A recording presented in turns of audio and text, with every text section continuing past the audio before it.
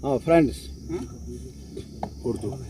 जैसा कि आप जानते हैं कि आज PAGD के रहनुमाओं की मीटिंग हुई, इजलास हुआ यहाँ डॉक्टर साहब की चेयरमैनशिप में, और हमने मौजूदा सूरत हाल का जायज़ा लिया, आपसी विचार किया, गुफ्तगू की। हमारी नज़र में जब से हमारे कॉन्स्टिट्यूशनल राइट्स पर असॉल्ट हुआ, उन्हें हमसे छीना गया, हमारे आवाम से, हमारे हिस्टोरिक रियासत से, तब से लेकर आज तक जो खुलासा है सरकार की करनी का, वो हमारे आवाम के सामने। हमारी नज़र में अफसोसनाक सूरत हाल है। तब से लेकर आज तक सांसें लेना भी हमारे आवाम के लिए मुश्किल बन रहा है। जो भी सिविल लिबर्टीज़, जो भी हमारे कॉन्स्टिट्यूशनल राइट्स, जो भी हमारे freedoms, freedom of expression, freedom of press, freedom of association, बल्कि freedom to survive, to live, उस पर भी तानाशाही के अहकामात के ज़रिए उन हुकूक को भी दबाया गया। ये सिलसिला कब तक जारी रहेगा, लेकिन हमें यकीन है, पूरे मुल्क के आवाम पर यकीन है, जमहूरी कुव्वतों पर यकीन है, और सबसे बढ़कर जम्मू कश्मीर लद्दाख के हर मकतब फ़िक्र से हमारी उम्मीद भी है और हमारा इत्तेफाक भी है इस बात पर कि एक साथ मिलकर आवाज़ उठाएं तो इस सियाह बाब को मिटाया जा सकता है और जो हमारे हुकूक हैं उनको बहाल किया जा सकता है। ये हमारी उम्मीद है। और अभी जहाँ तक मौजूदा सूरत हाल का ताल्लुक़ है, अभी मिनिस्टर साहिबान सुना है कि बड़ी तादाद में आ रहे हैं, कुछ आए हैं, तो आप देख लीजिए तोहफ़ा लेकर क्या आए, गिरफ्तारियाँ। किसी भी थाने पर जहाँ भी मिनिस्टर साहब जाते हैं, आप देख लीजिए वहाँ थानों में गिनती क्या है। वहाँ आप देख लेंगे कि लोग दरवाज़ों पर रो रहे हैं। ये तोहफ़ा है इस सरकार का, इस इंतज़ामिया का। और हमें अफसोस है कि अब यहाँ तक नौबत पहुँची है कि हमारे मुल्क के सबसे अहम ओहदे पर जो हमारे प्राइम मिनिस्टर साहब हैं, अब उन्होंने हाल ही में तारीख को उस ढंग से पेश किया जो हमारी नज़र में नामौकूल ही नहीं बल्कि हक़ाइक़ के मुतरादिफ है। जो एक हिस्टोरिकल जो प्रोसेस है, आज़ादी के बाद पूरे मुल्क में जब बरतानवी हुक्मरानी ख़त्म हो गई और एक नया प्रोसेस शुरू हुआ इंटीग्रेशन का, एक साथ मिलकर चलने का, उस प्रोसेस को ही आज डिस्टार्ट किया जा रहा है।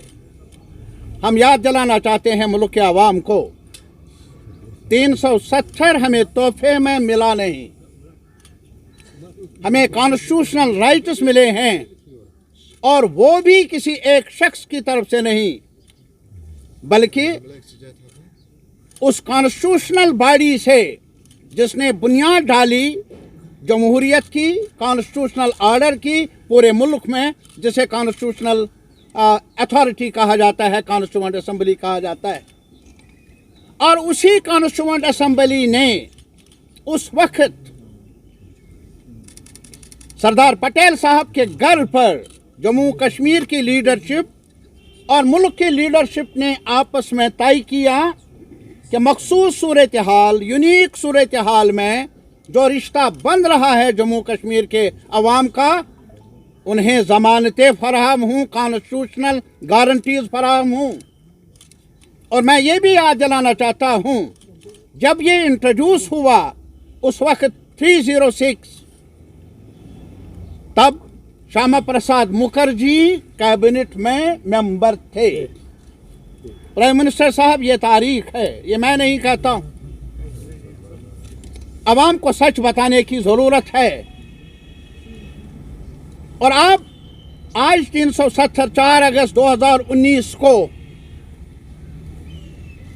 हमारे कॉन्स्टिट्यूशनल जो भी पोजीशन रही है वो कश्मीरियों की ही नहीं, जम्मू के लोगों की, लेह और करगिल के लोगों की, वो सिर्फ मुसलमान के लिए नहीं, हर मकतब फिक्र, हर कम्युनिटी के लिए, हिंदू हो, सिख हो, ईसाई हो, हर कास्ट के लिए, बौद्ध हो, हर एक के लिए। अरे साहब, छीना गया वो जो एक बॉन्ड ऑफ रिलेशनशिप है। ये एक की कुर्सी नहीं ली गई। शेख साहब को डिसमिस किया गया 53 में। उससे बड़ी वारदात और क्या हो सकती है? लेकिन उस कहानी को फिर दोहराया गया 5 अगस्त 2019 को, जब कॉन्स्टिट्यूशनल ऑर्डर ही, जब इस पैक्ट को ही, इस एग्रीमेंट को ही, सबटाज ही नहीं खत्म किया गया। नुकसान किसका? हमारा नुकसान है, आने वाली नस्लों का नुकसान है, हम रहे या ना रहे, हमारे बच्चों का, डोगरा समाज का नुकसान है, लेके बुद्धिस्ट आवाम का नुकसान है, करगिल का नुकसान है, गुजर का नुकसान है, पहाड़ी का नुकसान है। ये एक कम्युनिटी का सवाल नहीं है, ये हमारे फ्यूचर का सवाल है। और ये सिर्फ इंतखाबी अमल नहीं है। और इसी वजह से हम रिट्रेट करना चाहते हैं। प्राइम मिनिस्टर साहब, हम और कुछ नहीं, कॉन्स्टिट्यूएंट असेंबली जिसमें बड़े बड़े लीडर थे, रहनुमा थे, पटेल साहब से लेकर पंडित जवाहरलाल नेहरू से लेकर श्यामा प्रसाद मुखर्जी तक, और भी कई लीडर वहां थे जिन्होंने मुल्क को कानून दिया, आईन दिया, और जम्मू कश्मीर के अवाम को भी 370 के आधार पर एक गारंटी दे दी, आईनी गारंटी दे दी। और उसी गारंटी का नतीजा है कॉन्स्टिट्यूएंट असेंबली बनी, हमें हक मिला जम्मू कश्मीर में भी कॉन्स्टिट्यूएंट असेंबली चुनने का। और उस कॉन्स्टिट्यूएंट असेंबली ने आईन दिया, फ्लैग दिया।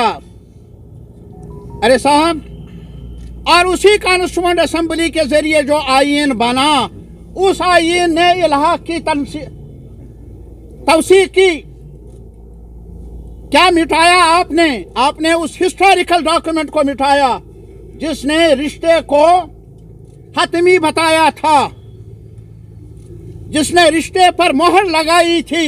ये मैं मुल्क के दानिश्वरों से, पीएचडी की तरफ से बताना चाहता हूं, आपकी खामोशी मुज़िर है हमारे लिए भी और मुल्क के आवाम के लिए भी। जबान खोलिए, ये सिर्फ हमारा मुकदमा नहीं, हिंदुस्तान के डेमोक्रेटिक सिस्टम के फ्यूचर का, कॉन्स्टिट्यूशन के फ्यूचर का ताल्लुक है। आज हम पर आंच, पता नहीं कल किस पर। और अभी ये बताइए, यहाँ इलेक्टोरल इंतखाबी अमल, ये नहीं कि हम मांगते हैं। अभी हिमाचल में चुनाव हो रहे हैं और यहाँ कई रहनुमाओं ने आकर हमें कहा, आज तक पंचायतें नहीं थी, आज तक लोकल बॉडीज नहीं थे, इख्तियार दिया इस सरकार ने।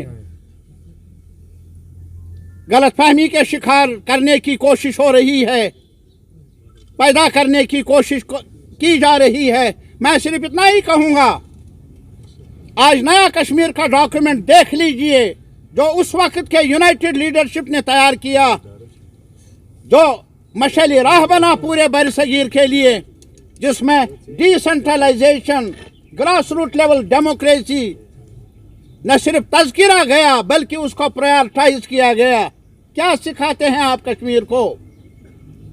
कश्मीर ने डिसेंट्रलाइजेशन, डेमोक्रेटिक स्ट्रक्चर्स की तामीर का आगाज किया, शुरुआत की। और आज गुजरात में क्यों चुनाव कर रहे हैं? वहाँ तो पंचायतें थी। कभी कहा जाता है कि हमने असेंबली के बगैर हमने इतने सारे पंच दिए, पंचायत दिए। क्या हाल है उन पंचों का और सरपंचों का। हिमाचल से लेकर आज तक जम्मू कश्मीर में जो लिमिटेड फ्रेंचाइज एक यूनियन टेरिटरी में हो भी सकता है वो भी नहीं, और उस प्रोसेस को भी उस ढंग से शुरू किया डीलिमिटेशन के नाम पर, वो आपको मालूम है, दोहराने की जरूरत नहीं। अब मिनिमम एक वोटिंग राइट का सवाल है। देश के हम डेमोक्रेटिक पार्टी से अपील करना चाहते हैं, ये आज सिर्फ हमारे हुकूक पर नहीं, आज ये हक राय दहिंदगी, वोटिंग राइट भी आज यहाँ इनके नासूर बना है, खटक रहा है इनको, अहले इक़्तिदार को। नहीं तो बताइए क्या वजह। सब पार्टियां कहती हैं कि यहाँ चुनाव भी हूँ, और सब पार्टियां कहती है कि हमें जो अभी रिवीजन का के नाम पर जो मैनिपुलेशन करने की कोशिश हो रही है इंतज़ामिया की तरफ से, सरकार की तरफ से, तशवीश की लहर पैदा हुई है जम्मू में भी, कश्मीर में भी। देख लीजिए, पहले सीओ साहब ने जब ऑर्डर निकाला था, चंद दिन हुए तो बाद में कहा कि हमने ऐसा कहा नहीं, गलतफहमी मीडिया के जरिए पैदा हुई। उसके बाद ऑल पार्टीज की मीटिंग, उसमें भी कहा गलतफहमियां हैं, हमने ये नहीं कहा। अरे साहब, तब तो गलतफहमियां थी, अब क्या है। एक डिप्टी कमिश्नर जम्मू का, अरे वो ऑर्डर पढ़ लीजिए। हम मुल्क के आवाम से, इलेक्शन कमीशन से, और जो भी लोग हैं जो समझते हैं कि अब भी जमहूरियत जिंदा रहनी चाहिए, उनसे अपील करते हैं वो डॉक्यूमेंट पढ़े। कौन तोड़ता है इलेक्टोरल प्रोसेस को, कौन मसक करता है जो इलेक्शन कमीशन की अथॉरिटी को, हमें मालूम नहीं किसके इमा पर ऐसा हो रहा है, और ऐसा क्यों हो रहा है ये भी हमें बताया नहीं गया। और दूसरे दिन ज़बानी प्रेस को बताया जाता है हमने वापस लिया। वाह वाह, कमाल। देख लीजिए जम्मू कश्मीर में ऊंट किस करवट बैठ रहा है, गंगा कैसे बहती है। क्या ऑर्डर निकालो, उसमें हुक्मनामा लिखो कि तहसीलदार साहब मर्जी से किसी को भी वोटर लिस्ट में इंदराज कर सकता है, और फिर हमें कहेंगे गलतफहमी हुई। ये भी गलतफहमी। अब हमें बताइए, अगर कश्मीर में ये होता तो पता नहीं क्या इल्ज़ाम दिया जाता हमें, अगर हम बात कर लेते। जम्मू के आवाम से जाकर पूछ लीजिए, सारी पार्टियों ने बीजेपी को छोड़कर जो भी पार्टियां, जो भी ग्रुप्स हैं, उन्होंने कहा ये शब खून है हमारे आईनी जमहूरी हुकूक पर। तब जाकर ये कहा गया आपको, प्रेस को, कि हमने वापस लिया। इसमें कोई दो राय नहीं है कि नौकरियों का मसला बड़ा सख्त है। जो नौकरियों का वादा किया था वो पूरा नहीं हुआ। आज भी हमारे बच्चे बच्चियां पढ़ी लिखी बेकार हैं और बहुत मुसीबत से गुजर रही हैं। हमने बार बार इनसे गुजारिश की है कि आपने वो 50,000 नौकरियों का वादा किया था, वो कहाँ है। अभी मैं वार्ड 1 और मडवा से तशरीफ़ लाया, वहाँ तो पूछिए मत उन बच्चों की हालत क्या है। वहाँ हैरान होंगे आप कि सब डिस्ट्रिक्ट हॉस्पिटल बन रहा है और थोड़ी सी कमी है, मगर डॉक्टर एक। आप बताइए मुझे, जो लोग इतनी बर्फ़ में, जितना ये आपका छाता है, वो कहाँ जाएंगे। मैंने एलजी साहब को ख़त भी लिखा है उसके बारे में कि साहब उनकी मुश्किलात को देखिए, कई मुश्किलात हैं। Thank you very much. You have another meeting now. चलिए, बस. That's fine now. That's it. चलिए. My son says I should stop. Yeah, he has another. Thank you very much. Assalamu alaikum. चलिए अल्लाह हाफ़िज़। अल्लाह हाफ़िज़।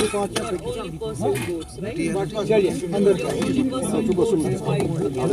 I have no personal code. चलिए I am not a person. चलिए चलो। चलिए जनाब।